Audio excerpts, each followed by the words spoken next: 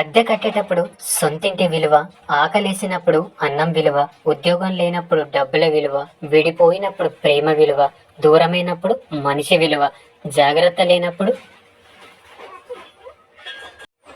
జీవితం విలువ తెలుస్తుంది కాదంటారా?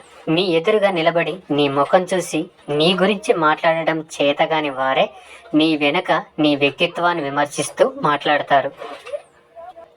అలాంటి వారు ఎప్పుడు కూడా జీవితంలో వెనుకనే ఉంటారు. చింతించకండి. ఒకవైపు నీకో సమస్య ఉందని చెప్పకుంటే నిన్ను చిన్న చూపు చూస్తూ నీ బలహీనతను ఆధారంగా చేసుకొని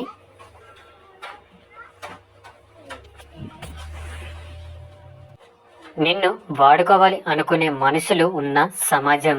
కానీ మనది రెండో వైపు మంచితనంలో సహాయం చేస్తే సమస్య తీరక చేసిన సహాయాన్ని చిన్నదిగా చూసే మనుషులున్న సమాజం మనది.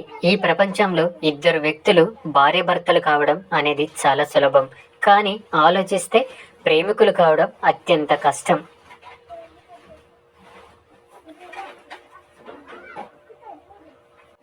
భార్యాభర్తలు లోకంలో అందరి ముందు కలిసి 7 అడుగులు వేస్తారు. దాంతో 7 జన్మలు కలిసి ఉంటారు అనుకుంటారు. కానీ అది కానే కాదు.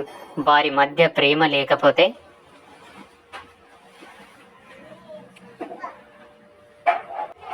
కలిసి ఉండడం అసంభవం. భార్యాభర్తల అనుబంధంలో మీ భార్య మిమ్మల్ని అమితంగా ప్రేమిస్తున్నప్పుడు మీ యొక్క ప్రతి కదలికను తాను గమనిస్తూనే ఉంటుంది.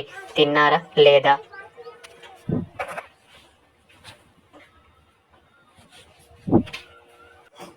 ఎక్కడున్నారు, ఏం చేస్తున్నారు అని అది మీరు అనుమానం అనుకుంటే తప్పకుండా అది మీ పొరపాటే అవుతుంది. గుర్తుంచుకోండి.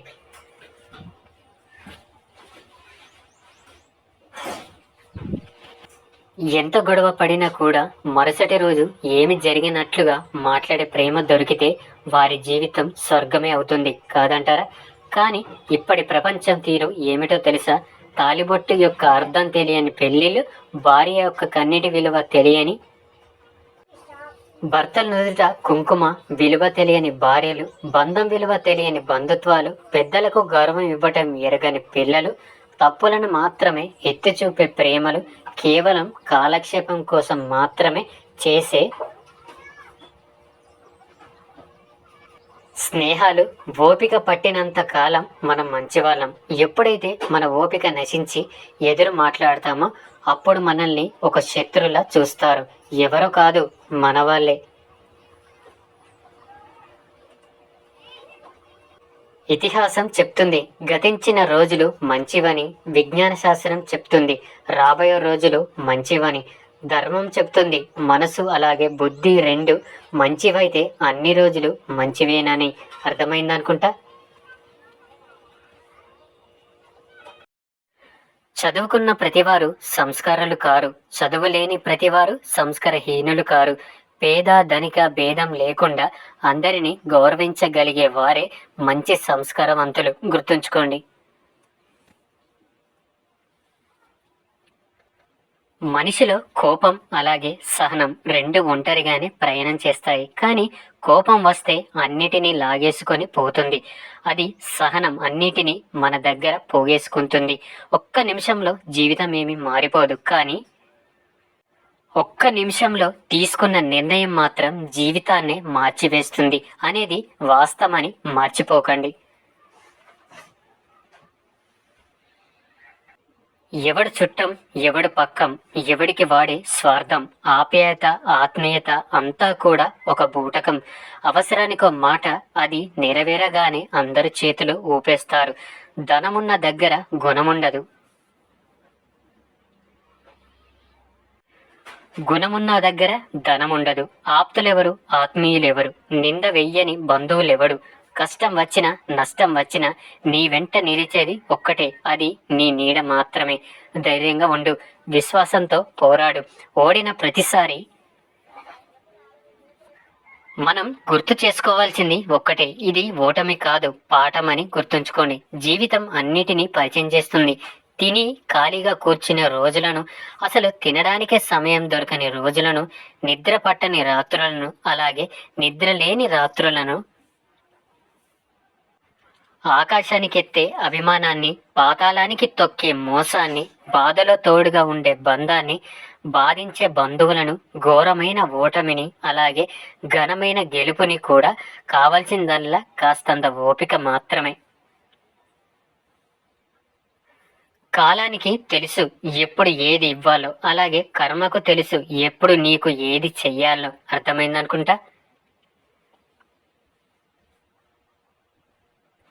జీవితం, గమ్యం, స్వప్నం, కష్టం, శ్రమ, గెలుపు, ఓటమి అన్నీ మనవే.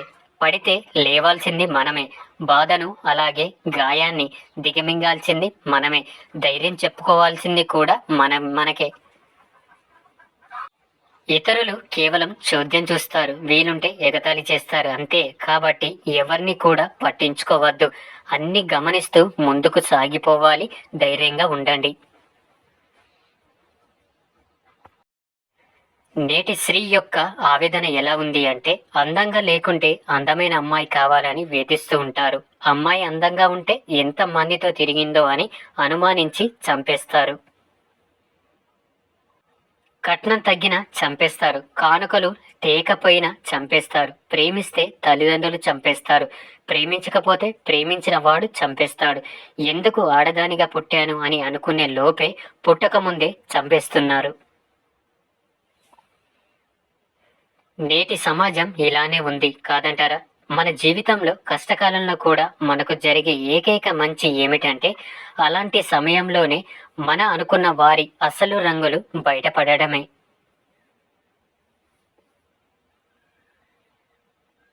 చచ్చాక శవంగా మారే శరీరం, ఎవరికి కనబడని ఆత్మ, మట్టిలో కలిసే మాంసం, కాయంలో ప్రాణం పోయాక ఒక్క క్షణం కూడా ఇంట్లో ఉంచుకొని బంధాలు. దీనికోసమా అబద్ధాలు, మోసాలు, నీతి నియమాలు వదిలేయడం, పగలు, ప్రతీకారాలు, సాటి వారిని మానసికంగా హింసించి పైశాచిక ఆనందం పొందటం? ఇది నేటి కలియుగ మానవ జీవనం. ఎవరు కూడా మరొకరి జీవితంలోకి వచ్చి ఊరికనే బంధం కలుపుకోలేరు కూడా. ఎంతో కొంత రాసిపెట్టి ఉంటేనే పరిచయమైన, ప్రయాణమైన, బలవంతంగా ఏ బంధాన్ని కూడా లేము.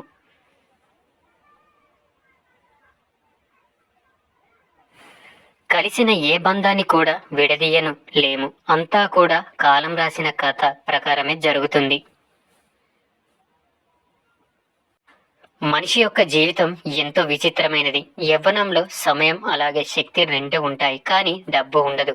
మధ్య వయసులో డబ్బు అలాగే శక్తి రెండు ఉంటాయి, కానీ సమయం ఉండదు. ఇక వృద్ధాప్యంలో సమయం అలాగే డబ్బు రెండు ఉంటాయి, కానీ శక్తి మాత్రం ఉండదు. ఇవన్నీ తెలుసుకునే ప్రయత్నం చేసే లోపు జీవితం అంతా ముగిసిపోతుంది.